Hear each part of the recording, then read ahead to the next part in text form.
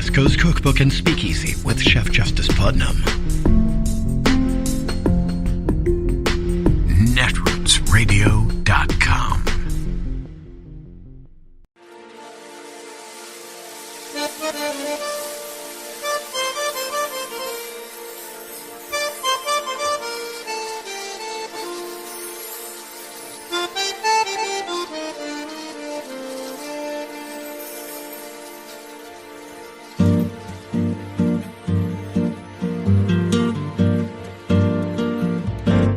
Je voudrais du soleil vert, des dentelles et des théières, des photos de bord de mer, dans mon jardin d'hiver.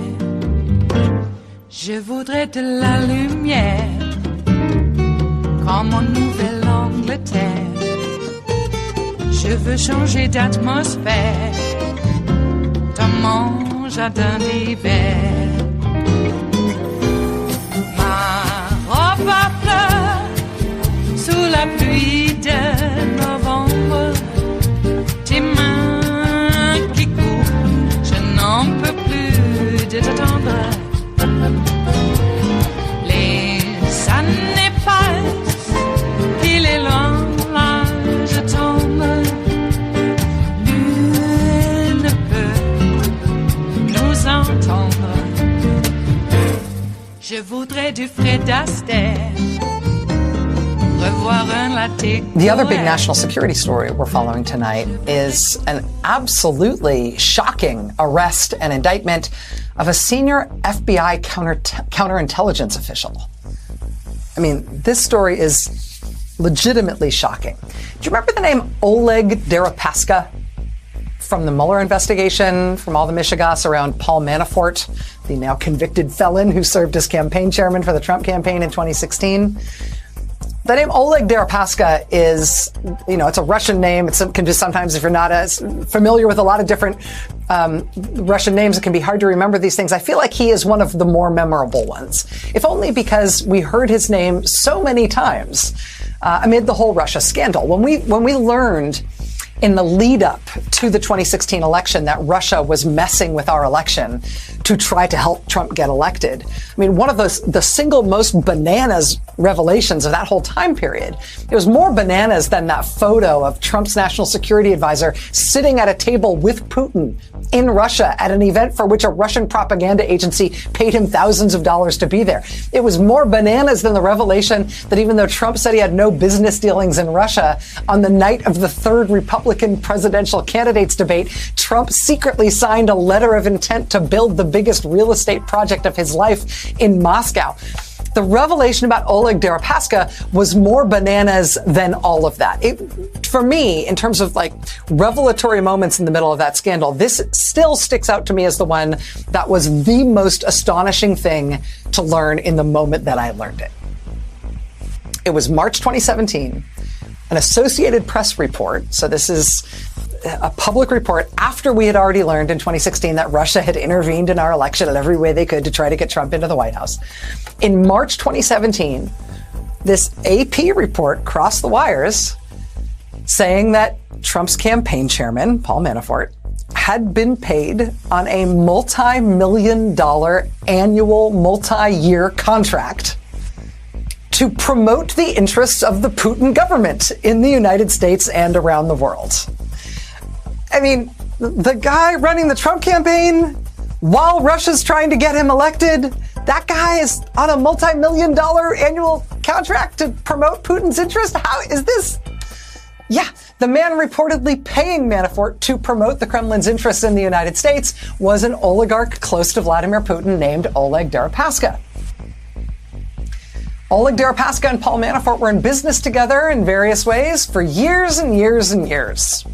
Oleg Deripaska is all over the Mueller report. His name appears in the bipartisan Senate Intelligence Committee report on what Russia did in the 2016 election. Deripaska's name is in that report more than 300 times.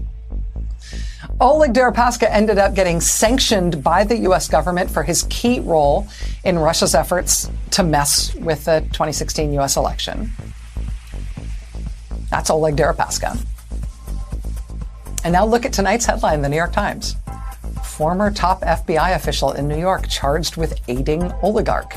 Prosecutors say Charles McGonigal, who was chief of counterintelligence in New York City, worked secretly for Oleg Deripaska. We've got a picture on the front page of the New York Times of Oleg Deripaska. Again, he's back for the craziest of all possible reasons. I mean, here's the headline in the Washington Post tonight. Former senior FBI official accused of working for Russian he investigated. Charles McGonigal, former counterintelligence chief, is charged with money laundering and other counts connected to oligarch Oleg Deripaska. McGonigal was a senior counterintelligence official at FBI headquarters until late 2016. Just before the 2016 election, in October 2016, they moved him from FBI headquarters to the New York field office to be the special agent in charge of counterintelligence there. McGonigal was arrested this weekend at JFK Airport in New York. They indicted him today in D.C. For taking hundreds of thousands of dollars from an Albanian intelligence officer while he was on the job at FBI headquarters in D.C. They also indicted him in New York, where he's charged with being on Oleg Deripaska's payroll and also with taking steps to hide it, because, of course, Deripaska is sanctioned by the U.S. government, so nobody in the United States should be in business with him anymore. Charles McGonigal retired from the FBI after 22 years in 2018. 2018 is the same year Deripaska was sanctioned by the U.S. government. McGonigal is charged with being on Deripaska's payroll, basically through a law firm starting in 2019 and then eventually getting paid by Deripaska directly starting in 2021. Deripaska was criminally charged with evading sanctions last year. The FBI raided 2 homes associated with Deripaska, both in New York and D.C. But, I mean, what of that investigation now? Because now this special agent in charge, this senior FBI official who supervised and participated in investigations of Russian oligarchs, including Deripaska, now he is charged with secretly working for that same guy and secretly taking money from him. As the Times notes tonight, this shows, among other things, that the reach of Russia's oligarchs can extend even into the heart of U.S. law enforcement. These revelations and these indictments also raise huge questions about the incredibly sensitive counterintelligence information that this FBI official had access to. I mean, he was a very senior counterintelligence official. Among other things, he was reportedly the lead FBI investigator looking into why it was that U.S. intelligence assets were getting arrested and murdered in China all of a sudden. I mean, these are people who were losing their lives to work with our country. The guy charged with investigating how it was that they were being exposed and how it was that they were starting to get murdered. He himself was allegedly being paid by foreign governments and spies. I only know what I read in the spy books and what I read in the indictments, but from a national security perspective, this seems very bad. It also just seems very, very unusual. Joining us now is someone who really does know these things, and not just from spy novels. Mary McCord served as the top national security official at the U.S. Department of Justice. She's now executive director of the Institute for Constitutional Advocacy and Protection at Georgetown Law School. Mary McCord, it's a real pleasure and an honor to have you here tonight. Thank you for taking time. Thank you for having me. First, let me just ask you if what I just described about the McGonigal case is fair. Just looking at this as a lay observer, as somebody who reads the news and can read the public-facing documents here, it just seems like this must be an incredibly rare and unusual thing. I mean, this is a senior FBI official from the counterintelligence side of things, charged with being paid by people he was investigating and people with ties to foreign governments and foreign intelligence services. This seems like kind of a unicorn case. Well, you know, any time that you have a law enforcement official at any level, federal, state, local, who abuses the trust placed in them by virtue of their position, you know, that's a very bad thing, and it's very dangerous for public safety, and it really erodes the feeling of Americans in the ability to have faith in their law enforcement. But this is magnified so many times because this is just an astonishing abuse of that trust when you're talking about somebody somebody who's not only betraying his office and putting Americans at risk in terms of public safety here in the U.S. He is actually doing this on behalf of foreign adversaries. And this is somebody who, through his job, was cleared, I'm sure, at the very highest levels in terms of our classified information, privy to sensitive information about intelligence collection, about what adversaries such as Putin and the Russian government, such as in some cases the Chinese government, privy to the various tactics and techniques that they've utilized to meddle in various U.S. affairs. And this is somebody who had access to all of that. And now to learn that not only did he betray that trust after he left the FBI, but also while he was still in the FBI, it's really staggering. And I'm very glad to see that the department and the FBI has come down hard on him. And with indictments in 2 different jurisdictions for multiple crimes, serious crimes. And you're right. I've not seen this very often. So far, there's no Espionage Act charges, and I hope there never will be, because I hope there'll never be any evidence that he actually provided the information he was privy to any of our foreign adversaries. But this is very, very serious in so many ways. Now, I should mention that Charles McGonigal did plead not guilty to the charges filed against him in New York. If he is found guilty, if he is convicted based on the statutory sentences associated with the statutes under which he's charged, he's looking at potentially decades in prison, and it's serious for all the reasons that you described. I do find myself wondering today, though, whether or not he is convicted. Is this potentially a problem for any of the counterintelligence prosecutions that he played a role in? For example, just when it comes to Oleg Deripaska, we know that the FBI raided homes associated with Mr. Deripaska last year. We know that he's been charged with trying to evade sanctions. We also now know that Mr. McGonigal, who was involved in the Deripaska investigation in cases related to him as well as other oligarchs, it has been allegedly compromised in multiple ways. Does that potentially blow up some of the cases or all of the cases that he was involved in during his time in the FBI? Well, I'd add to that the D.C. indictment also alleges that he was being paid by someone who later was actually a cooperating witness, a witness in an investigation he was engaged in. So it gets, the plot even thickens.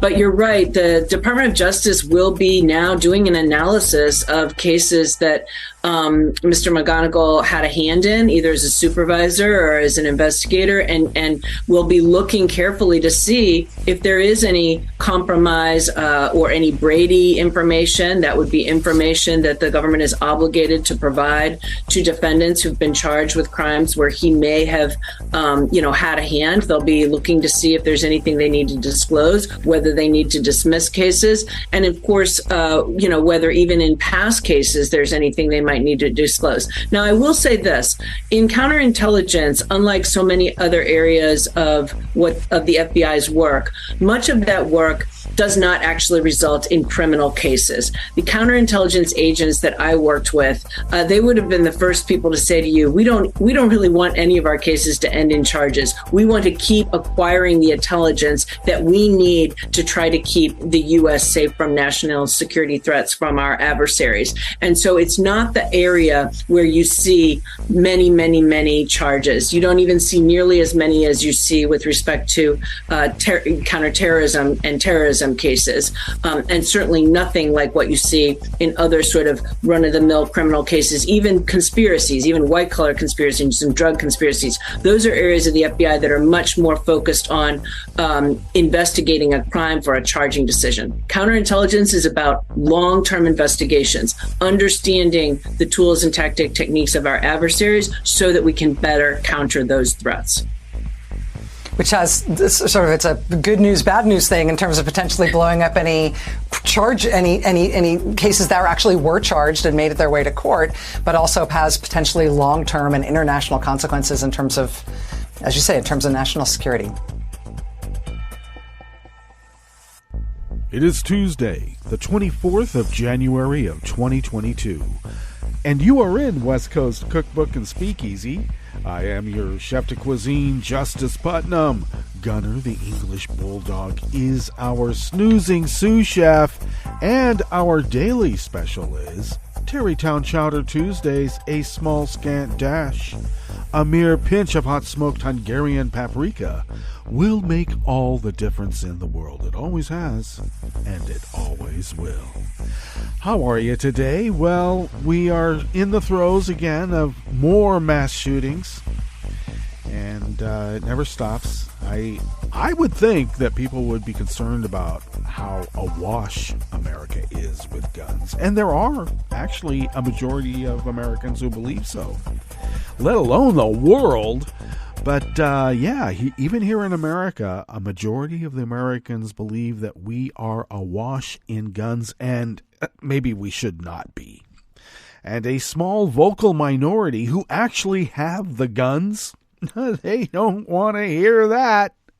And they're making sure that we don't talk about it too much. And they do. So, nothing will happen. They'll try to figure out a way of hardening wherever it is that people are dying. So I guess now it's going to be a landscape company in Half Moon Bay. Got to harden their site. All right. Dance halls in Monterey Park. Got to harden the site. You know, if there was only better locks on the doors. 26-year-old unarmed kid. I'm sorry, 26 to me is still a kid. I mean, 45 is a kid. God, I hate getting old. Anyway, a 26-year-old guy disarms this elderly man, 72. If I hear a 72-year-old referred to as elderly again, I'm livid about it. Stop it. Or, as a friend reminded me, it's not our fault that we're the same age as all these old people. I know. It's the luck of the draw. And here we are. So anyway, wrestled the weapon from the fellow, chased him off and called the cops, and then the guy ran to his van, and I guess he had more weaponry there because he did himself in. There was some question on, you know how the cops like to, conflate things a little bit. When they sit around the campfire and they talk about the hunt, there's a little embellishment in the dance. Anyway, the cop said that he did himself in as they approached. And there's been other reports that they found him there, already deceased by his own hand. But nonetheless, more weaponry in the van, went to another spot, and apparently it's turning out more and more that this was less an act against the Chinese community in particular, and more of a personal motive, which doesn't make me feel any better because crazy is crazy. And put guns in the hands of a crazy person. I know that I'm not supposed to use that term because it, denigrates all crazy people. Well, I'm sorry. This particular person went off the deep end, and apparently a personal pique caused him to, annihilate a bunch of people dancing. He had been an instructor, apparently, at least one of the ballroom dance halls, and he was quick to anger, according to his ex-wife, who they had met at one of these dance halls. And apparently he was quick to anger if you did the dance step wrong. Okay. I thought dancing was supposed to be fun. Apparently not. You do it right or there'll be hell to pay. Okay, I guess I'm not going to dance around anymore. Get right to the point. So, very sad. And then we hear of another shooting in Half Moon Bay of another elderly guy, a guy in his 60s, about mid-upper 60s. Elderly. God, I'm elderly now. Jeez. Who knew? Anyway, too many guns. And too many people with, shall we say, some mental dissonance, emotional and mental dissonance. And you put guns in the hand of a person like that, and, they may act out impulsively. That's the reason we have gun laws, and I wish that the right wing would understand that. Of course, the only reason the right wing is against any kind of gun laws is because they need the guns to be able to take over America in a violent revolution or a coup or whatever you want to call it, because there's a lot less of them than there are the rest of us. And Lord, there will be hell to pay if we decide that it is enough.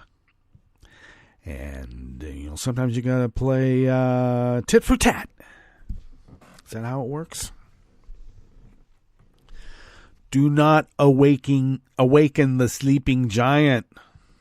All right? Nazis around the world, including right here in the good old USA, keep forgetting that. I know it was the Japanese who coined the term, but still, or at least are famous for the phrase. Do not awaken the sleeping giant. I maintain that when the sleeping giant was awakened during Vietnam, that is what stopped the war. Because when the great so-called middle of America woke up and said, I'm tired of our sons and daughters being killed in that war, and apparently they've been lying to us about it the whole time. Do not awaken the sleeping giant, or there will be hell to pay. Keep it up. You got Ron DeSantis now making it absolutely illegal to teach anything that has to do with anything other than his narrow Nazi agenda. He is George Wallace without the wheelchair. I would say he's George Wallace without the bat, but he's going to carry the bat around pretty quick. You just know it. You will notice also that the white hood that he has hanging up in his closet actually matches those white waiters. Where do you think those white waiters came from? He took off the robe and the hood to do the presser. This is all about the weather, is it?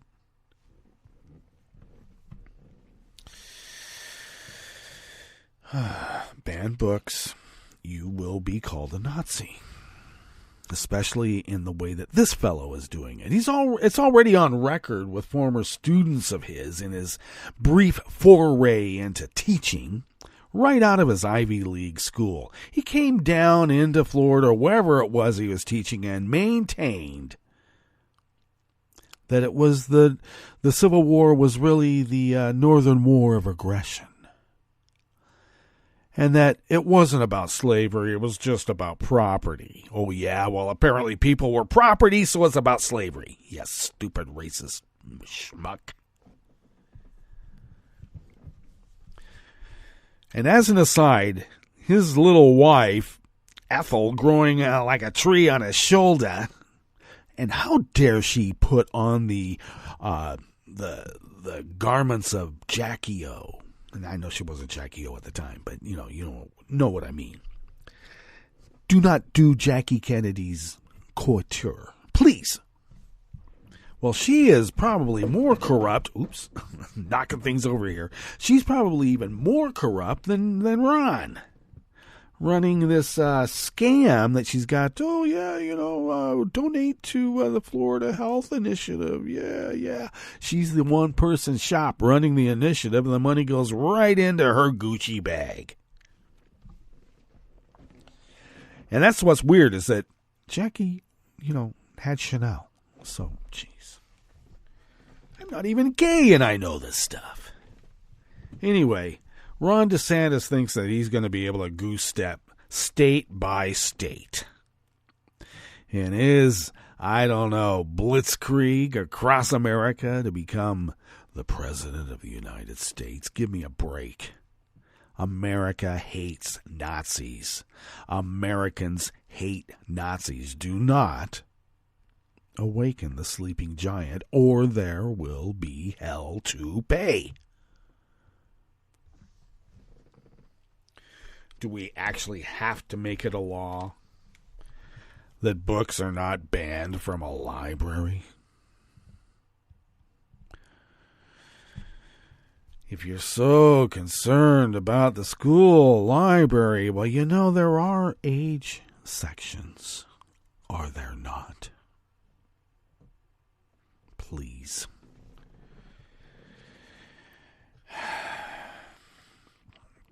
Whenever they say something as a condemnation, you know they're practicing it. He doesn't want black history taught in Florida because it's indoctrination, as if his white supremacist bullshit is not indoctrination. One, the history of the black people in America is, well, you know, history. I might even venture into it, and historians never do go this far, but I might even say it is a truth. And how do we come to that truth? We triangulate. And what is triangulation? You come at a point, at an issue from three different points of view. Three. The more the merrier, but group them up in three.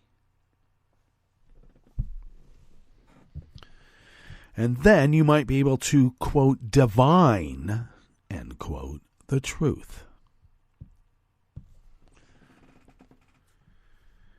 Pushing this American exceptionalism at the expense of what makes us exceptional. And I'm talking even about our dark side. We can't teach slavery because some white kid might feel bad that his ancestors enslaved people. Well, damn right. That's the whole point. Bubba. Get a clue. You know, sometimes it's good to make a kid feel bad not to tip the stove on top of himself with all that hot oil on it. You kind of want him to be, like concerned that's not something I want to do, especially when you tell the story about Grandpa doing that when he was a little kid. You don't want to tip a stove over on you with a hot oil like Grandpa did as a little kid.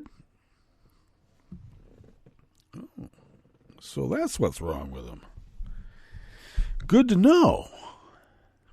Don't teach that. Maybe you get the hot oil tipped all over you when you tip the stove on top of you as a little kid. Oh, well, we didn't want to tell him that story because it was too traumatic and we didn't want him to feel bad. Well, now he's got hot oil all over him. 3rd-degree burns. At least he doesn't feel bad about himself. Okay. They don't care about their kids, and they sure as hell don't care about ours. And I would say that point is when somebody's got to be the adult. And oh, do they hate when Big Daddy comes around to tell them what to do, or Big Mommy. Because they want to be Big Mom. You're not the parent of me. Well, you know what, Bubba? You're not the parent of us either. Shut up, sit down, and we're going to ground you. Might have to. All right. One other issue here as we begin on this fine Tarrytown Chowder Tuesdays. Oh, one note about that. We do put paprika, a pinch. But not only that, roasted corn. Okay? That has been soaking in lemon and or lime juice, well, water, for a considerable time. Do that in the husk. Roast that baby off. Anyway, one other thing that we need to attend to is what had been spoken about by Rachel up at the top. This is the FBI official who ran the New York office who is on record as having an office full of Hillary haters. And now we're finding out, as we all suspected, somebody in that office was in cahoots with Putin. All right? And we must not also forget that Deripaska threw a lot of big-time bucks around in Kentucky and into McConnell's PACs. Let us not forget that. All right. As we have not forgotten that, let us now get into some other material. Well, some offerings we have here in the Bistro Cafe as we begin again on this fine Tarrytown Chowder Tuesdays. Well, someone scammed Republican U.S. Senator Jerry Moran's re-election campaign out of $690,000. Well, that's just too bad. Privacy concerns were raised over the New York City police filming people leaving a Drake show in Manhattan. Get everybody's facial recognition so it's recognized by artificial intelligence, and then we can arrest anybody on any dubious charge, even though the AI could be wrong, especially if the AI is wrong.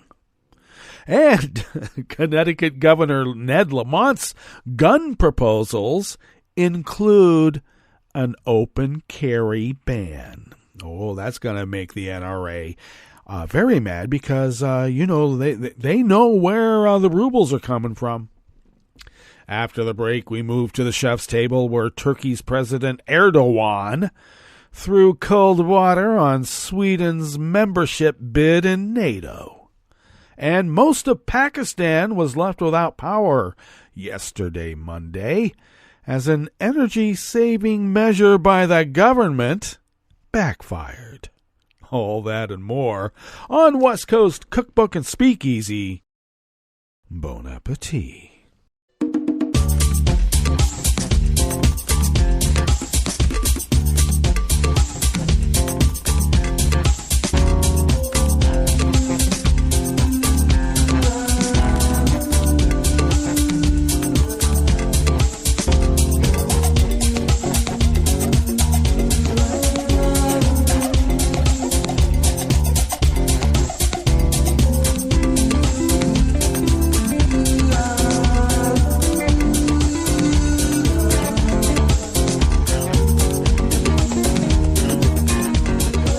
Just quickly mention here, since we burned up so much time on that rambling rant, that near the bottom of our homepage at netrootsradio.com to the right of the page is the chat room link monitored by Kelly Lincoln. Thank you, Kelly.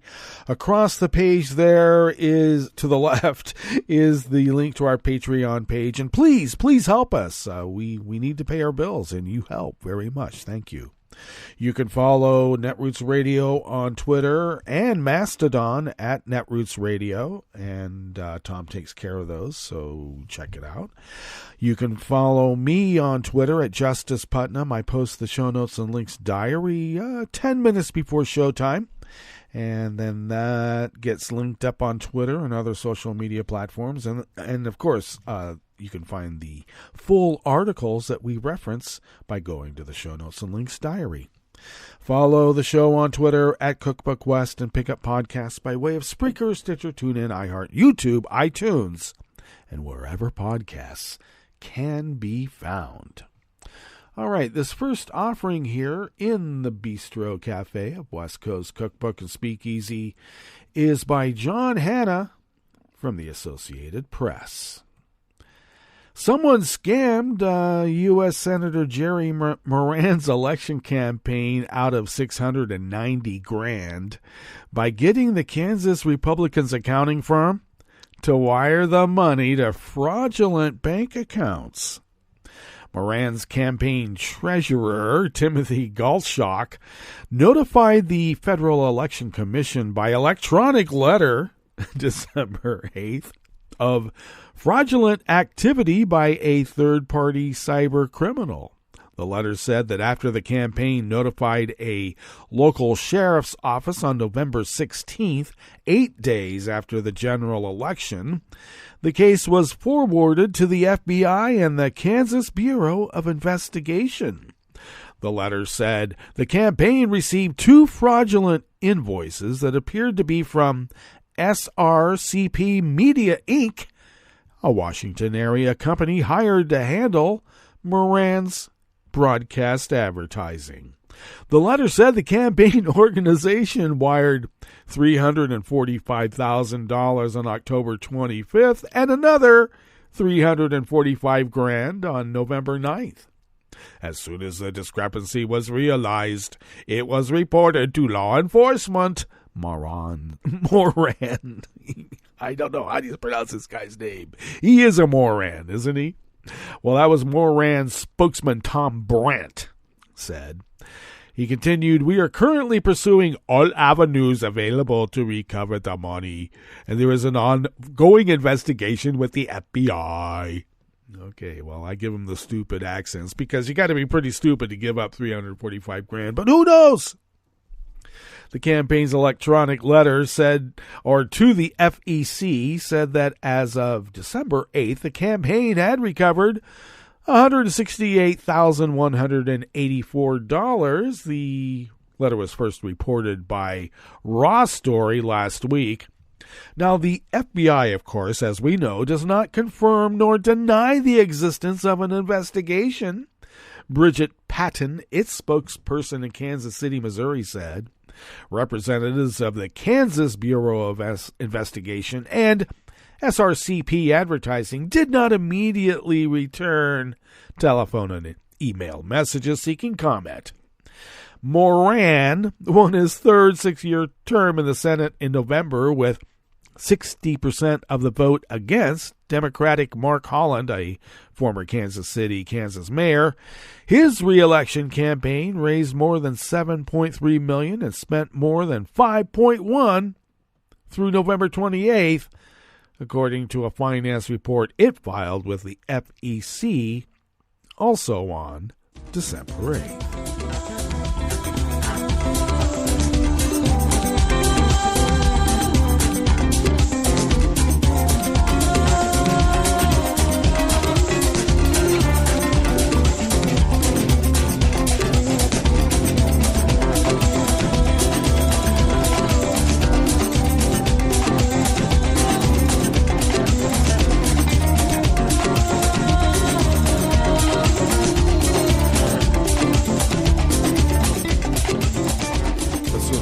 Press staff brings us this next offering here in the Bistro Cafe of West Coast Cookbook and Speakeasy, Tarrytown Chowder Tuesdays.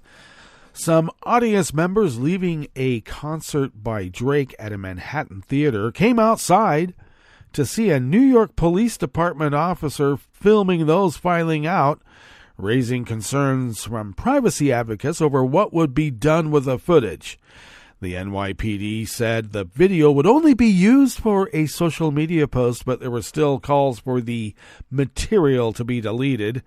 Music writer John Caramanica of the New York Times posted on Twitter on Saturday night that the NYPD was filming those leaving the show at the Apollo Theater, putting up a video showing an officer seemingly recording those coming out.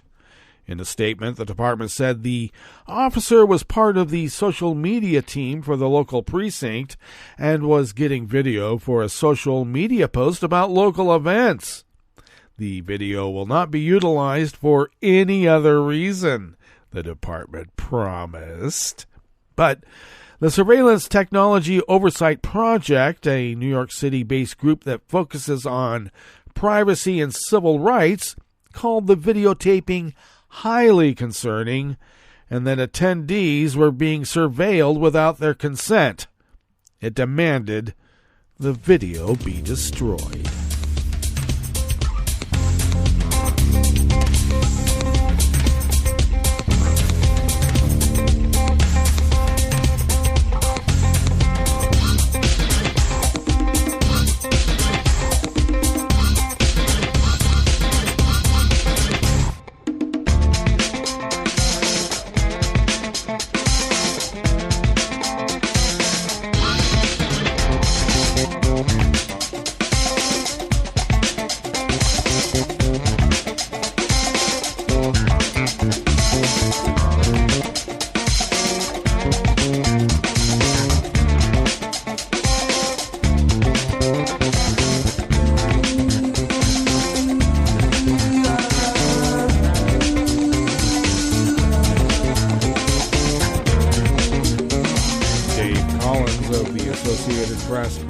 This final offering here in the Bistro Cafe part of West Coast Cookbook and Speakeasy. Connecticut Governor Ned Lamont announced a series of proposed gun laws yesterday, Monday, in a state already considered one of the strictest for firearms ownership, including a statewide ban on open carrying that is expected to draw strong opposition from gun rights supporters. Lamont revealed his latest plans to curb gun violence during a press conference in Waterbury with fellow Democrats, including Attorney General William Tong and mayors of the state's largest cities, as well as state and local law enforcement officials. Lamont and other officials said the legislation, which also includes new registration requirements for ghost guns and monthly limits on handgun purchases, is needed to help curb rising gun violence and crack down on illegal firearms around the state.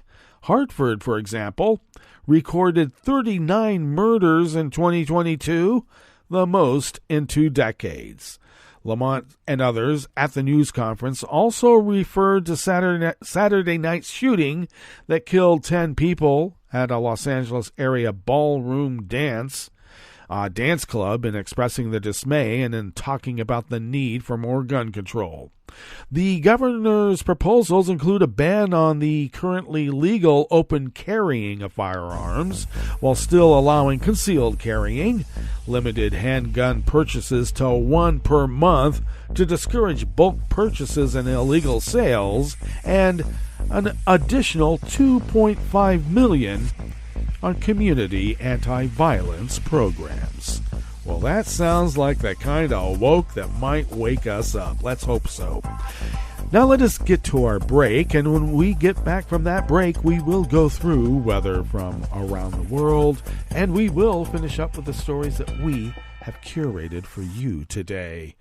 You are listening to West Coast Cookbook and Speakeasy, and we will be right back.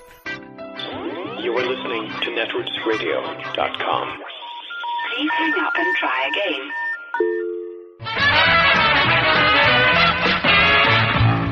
From a point at sea to the circles of your mind, a new force is at work for planetary transformation. New radio for a new Earth.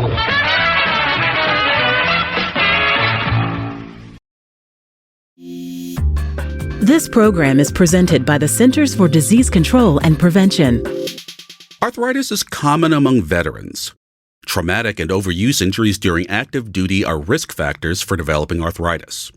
Fortunately, there are low-cost or no-cost strategies that can help veterans manage arthritis. Physical activity can reduce pain and improve function. It can also help improve mood and play a role in managing other chronic conditions, such as heart disease, diabetes, and obesity. You can do low-impact activities, such as walking, biking, swimming, and water aerobics, all good forms of exercise. Arthritis-specific classes can help you get started. Information on classes, exercise programs, and tools are available at cdc.gov/arthritis. These resources can help reduce pain and improve function. Learning self-management techniques can help all veterans become more active, improve their overall quality of life, and thrive. For the most accurate health information, visit cdc.gov or call 1-800-CDC-INFO. This program is presented by the Centers for Disease Control and Prevention. Colorectal cancer is the number 2 cancer killer of men and women in the United States, but it is preventable. Early on, colorectal cancer typically has no symptoms. It starts with a precancerous polyp or abnormal growth in the colon, which can be removed without surgery. Several tests are available to find these polyps, so they can be removed before they turn into cancer. Screening also finds colorectal cancer early when treatment works best. Recommended screening for adults at average risk begins at age 50 and continues until age 75. Learn about screening test options and find out which tests are covered by insurance. Talk to your healthcare provider about when you should be screened and discuss the best tests for you. For more information about colorectal cancer prevention, please visit cdc.gov/vital signs. For the most accurate health information, visit cdc.gov or call 1-800-CDC-INFO. This is the story of a very special woman. In a matter of seconds, she turned herself into a great mathematician or an entrepreneur. Her knowledge was limitless and still is. She could also make monsters disappear, especially those that lurked in the shadows under the bed. Once, this woman put back together a teenage girl's broken heart, which had been shattered in 1,000 pieces, just by giving her a bear hug. She masqueraded as a regular person at work, but as a superhero at home. Everyone knows her as Gabriella. I still call her Mom. Your hero needs you now, and AARP is here to help. Find the care guides you need to help, complete with tips and resources at aarp.org/caregiving. A public service announcement brought to you by AARP and the Ad Council. Hi, it's Tom. Could we humbly suggest your donation to netrootsradio.com? All we've got to run this 24-hour powerhouse of progressive resistance radio is what comes out of our own wallets. And you are our biggest donor. It doesn't take much, $3, $5. Just go to the bottom of our netrootsradio.com page and hit our secure donate button. Heck, you can even make a recurring contribution. So donate what you'd like at the bottom of our netrootsradio.com's homepage. Because you are our biggest donor. netrootsradio.com. Together, we are Resistance Radio.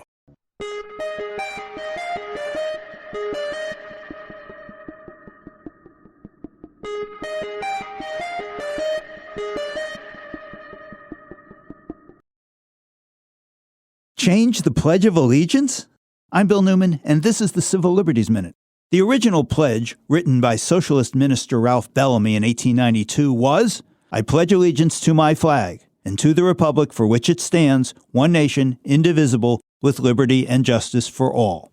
In the 1920s, the words, "the flag of the United States of America," were substituted for "my flag," a minor tinker. Then, in 1954, at President Eisenhower's urging, in order to combat godless communism, Congress inserted the words "under God" into the pledge. One nation under God, not a minor tinker. In the early 2000s, the majority of the Ninth Circuit Court of Appeals ruled that the words "under God" were unconstitutional, just as the words "under Zeus," or "under no God," or "under Jesus" would have been. However, in 2004, the Supreme Court preserved "under God" in the pledge by ruling that the father who had brought the case for his elementary school daughter lacked legal standing because the student's mother got sole legal custody in the divorce. The issue of "under God" in the pledge has not been back to the Supreme Court since. Alfred T. Goodwin, the federal judge who wrote the appeals court opinion that ruled the pledge unconstitutional, died last December 27th at the age of 99. Judge Goodwin will be remembered as a jurist who stood up for principle. The Civil Liberties Minute is made possible by the ACLU because freedom can't protect itself. I'm Rick Smith, and this is Labor History in 2. On this day in labor history, the year was 1936. That was the day when 20 laborers who were part of the Civilian Conservation Corps got involved in a type of labor they probably never expected. The Civilian Conservation Corps was a program established by President Franklin Delano Roosevelt to get young men back to work during the Great Depression. The program employed men ages 18 to 26 to complete public works projects across the nation. CCC crews planted nearly 3 billion trees, constructed 470 fire towers, built 97,000 miles of fire roads, and constructed facilities at 800 parks across the nation. But snowy weather had ground work to a halt in Allegheny County, Maryland. The men of Company 324 were at the 15-Mile Creek camp waiting for the weather to clear. That's when they received a distress call. A woman was trapped due to the snow. She was in labor, but the 3-mile-long access road where she lived was impassable. Even worse, the state's snowplows were busy digging out other roads. The men of the CCC answered the call. 20 volunteers shoveled the snow by hand. working well into the night so the trapped woman could make it to the hospital to deliver her baby. In total, 30,000 young men working in 200-man crews participated in the CCC in Maryland from 1933 to 1942. Due to its proximity to Washington, D.C., the state was designated the first core area. The CCC men helped to build campgrounds, pavilions, and hiking and skiing trails that greatly enhanced the recreation landscape of that state. But for one woman, they were remembered for helping her when she needed it most, during the birth of her child on a snowy day in January. Like what you hear? Check out more at laborhistoryin2.com.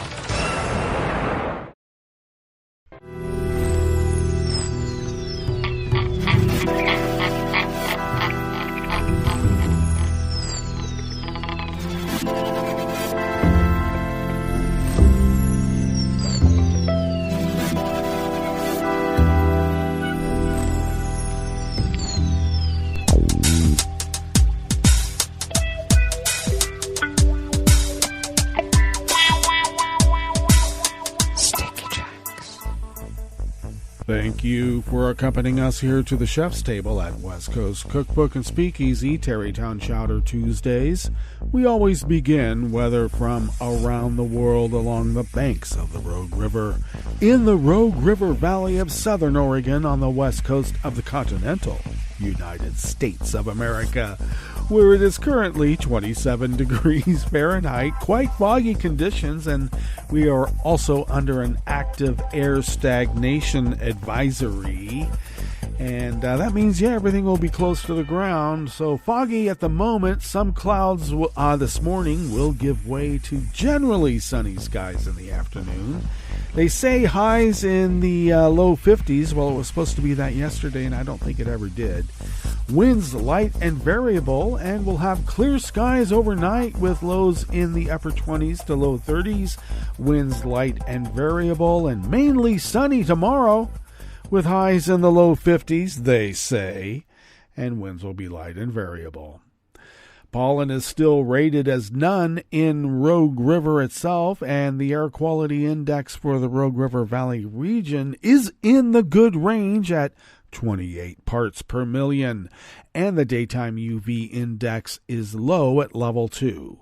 Barometric pressure is falling at 30.57 inches, visibility is at a quarter mile, and relative humidity is at 100%.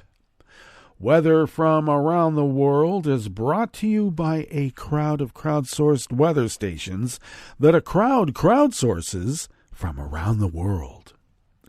London is 40 degrees and partly cloudy. Paris is 38 and cloudy. Rome is 53 degrees and fair. Kyiv is 28 degrees with snow grains. Kabul is 15 degrees and clear. Hong Kong is 55 degrees and fair. Tokyo is 30 and partly cloudy. Sydney, Australia is 66 and partly cloudy.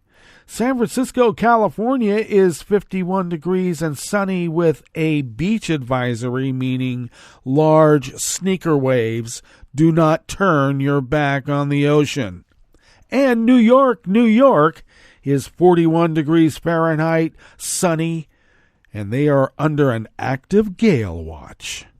And that is weather from around the world, brought to you by a crowd of crowdsourced weather stations that a crowd crowdsources from around the world.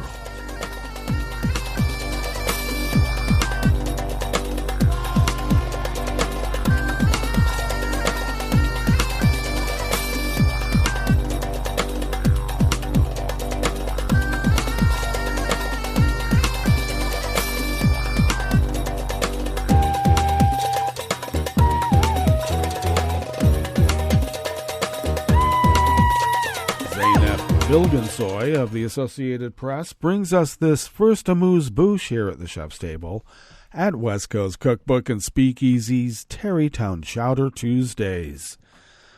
Turkey's president cast serious doubt on NATO's expansion yesterday after warning Sweden not to expect support for its bid for membership into the military alliance following weekend protests in Stockholm by anti-Islam activists and pro-Kurdish groups. President Erdogan slammed Paludan's Quran-burning protest on Saturday, saying it was an insult to everyone, especially to Muslims. He was particularly incensed at Swedish authorities for allowing the demonstration to take place outside the Turkish embassy in Stockholm under the protection of security forces.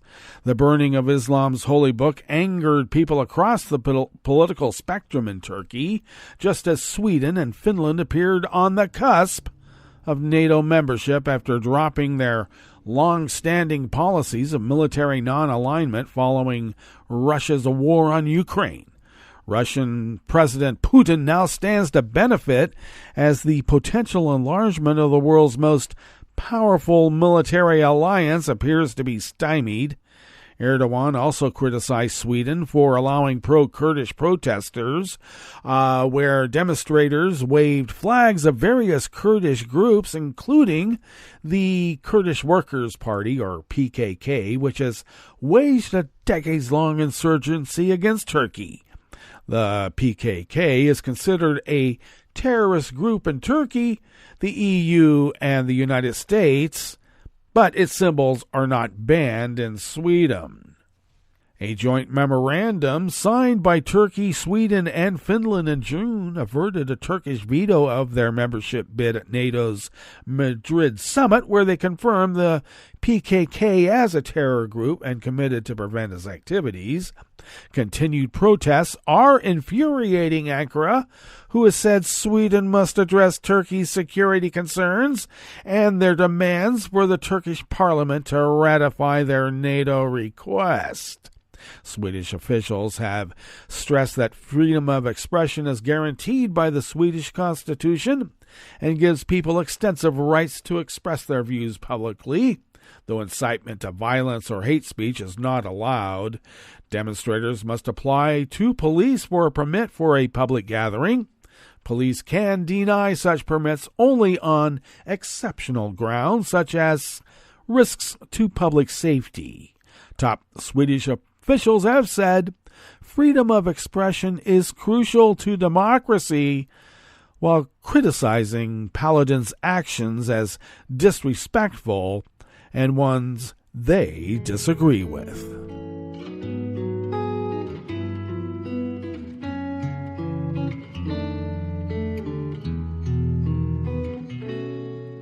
Je te donne ce mon amour pour la vie entière, la promesse de me trouver à tes genoux. Aussitôt que tu m'appelles, rester toujours fidèle, c'est tout, c'est tout. Je te donne tous mes printemps, mes étés de mer, mes automnes quand les feuilles tombent partout. Si ce n'est pas une bonne affaire, je te donne tous mes hivers. Munir Ahmed of the Associated Press brings us this final amuse-bouche here at the Chef's Table at West Coast Cookbook and Speakeasy. Most of Pakistan was left without power yesterday, Monday, as an energy-saving measure by the government backfired. The outage spread panic and raised concerns about the cash-strapped government's handling of the country's economic crisis. It all started when electricity was turned off during low-usage hours overnight to conserve fuel across the country, leaving technicians unable to boot up the system all at once after daybreak. The outage was reminiscent of a massive blackout in January of 2021, attributed at the time to a technical fault in Pakistan's power generation and distribution system. As the electricity failure continued into Monday night, authorities deployed additional police at markets around the country to provides security. Earlier, the nationwide electricity breakdown left many in the country of some 220 million people without drinking water, as pumps powered by electricity failed to work. Schools, hospitals, factories, and shops were without power amid the harsh winter weather.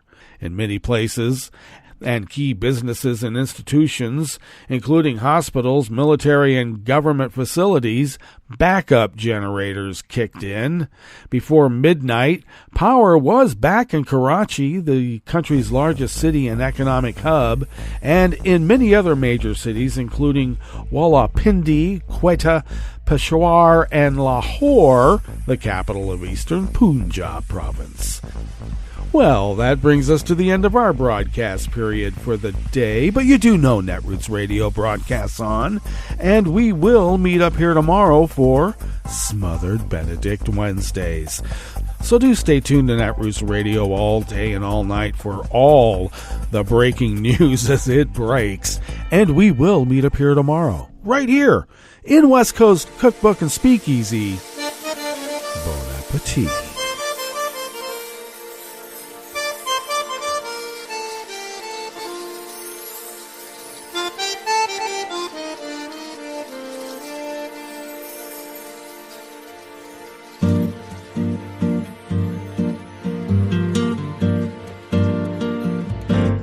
Je voudrais du soleil vert, des dentelles et des théières, des photos de bord de mer, dans mon jardin d'hiver.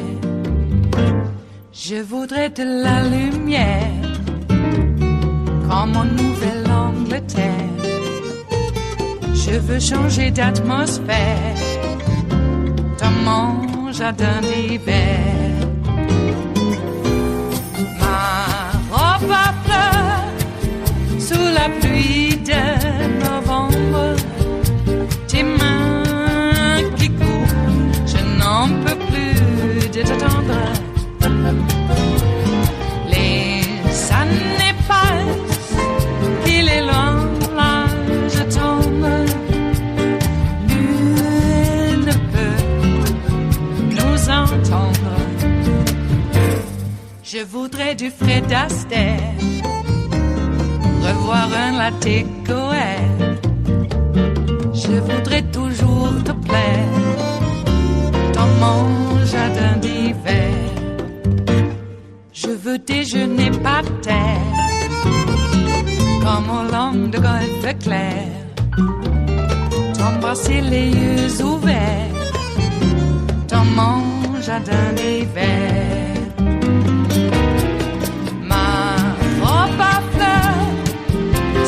Pluie de novembre, tes mains qui courent, je n'en peux plus de t'attendre. Les années passent, il est loin, là je tombe. Nul ne peut nous entendre. Ba-da-da-dum-di-da-dum. Ba-da-da-dum-di-da-dum. Ba-da-da-dum-di-da-dum. Dans mon jardin d'hiver. Ba-da-da-dum-di-da-dum. Ba-da-da-dum-di-da-dum. Ba-da-da-dum-di-da-dum. Dans mon jardin d'hiver. Dans mon jardin d'hiver. Dans mon jardin d'hiver.